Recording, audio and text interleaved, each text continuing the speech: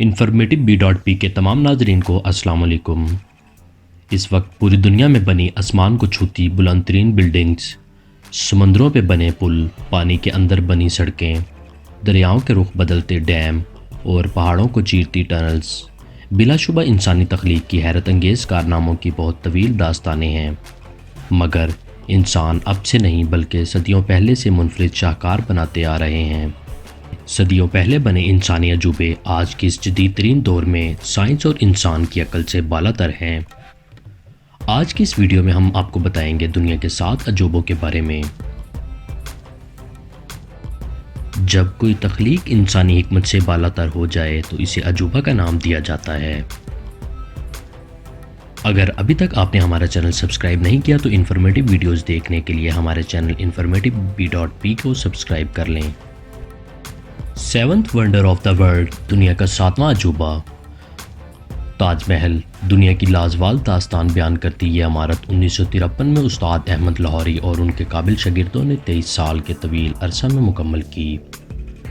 تاج محل برصغیر کے اس وقت کے بادشاہ شاہ جہاں نے اپنی چہیتی بیوی ممتاز محل کی وفات کے بعد اس کی یاد میں اس کی قبر کے گرد بنوایا۔ شاہ جہاں نے یہ محل کی تعمیر کے بعد استاد احمد لاہوری کے دونوں ہاتھ کٹوا دیے۔ تاج محل کی تعمیر میں سلطنت کا سارا خزانہ خالی ہو گیا۔ تاج محل کی تعمیر کے کچھ عرصہ بعد ہی شاہ جہاں کے بیٹے نے اپنے باپ شاہ جہاں کو گرفتار کر لیا اور سلطنت پہ قبضہ کر لیا۔ شاہ جہاں نے اپنی باقی کی زندگی اپنے ہی حکم سے قائم کردہ تاج محل کے قید خانے میں گزاری اور وہیں اس کی موت ہوئی۔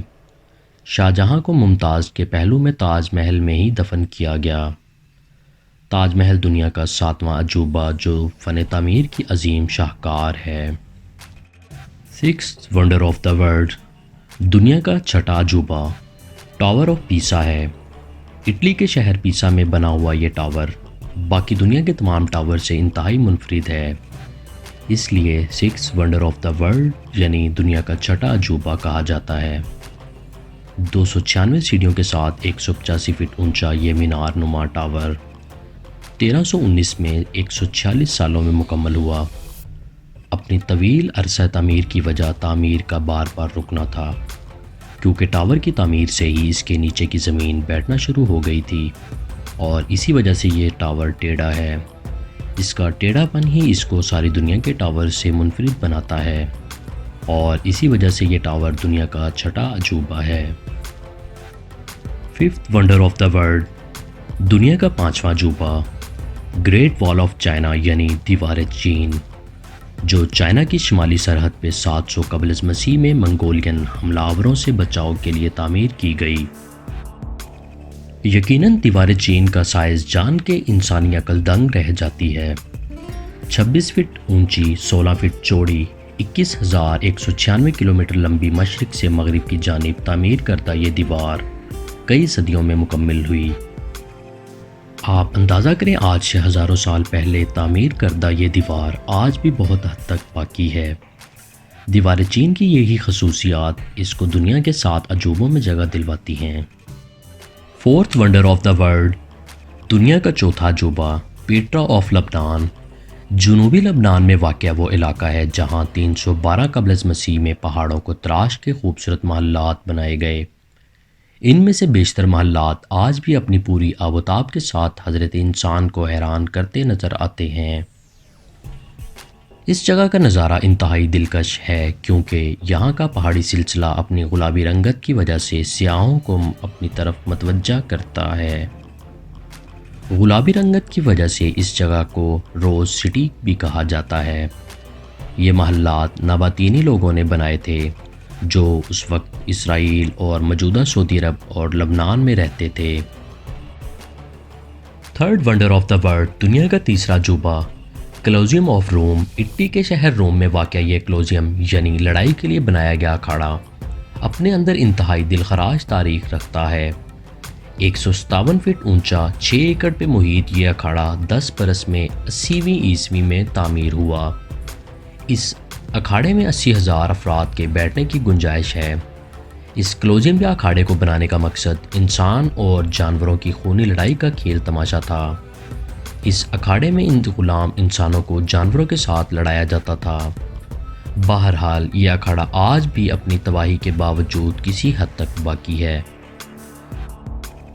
Second wonder of the world, دنیا کا دوسرا عجوبہ، کرائسٹ دا ریڈیمر اسٹیچو، 30 میٹر لمبا، 8 میٹر چوڑا، 2300 فٹ اونچی پہاڑ کی چوٹی پہ بنا دنیا کا دوسرا بڑا مجسمہ برازیل میں موجود ہے۔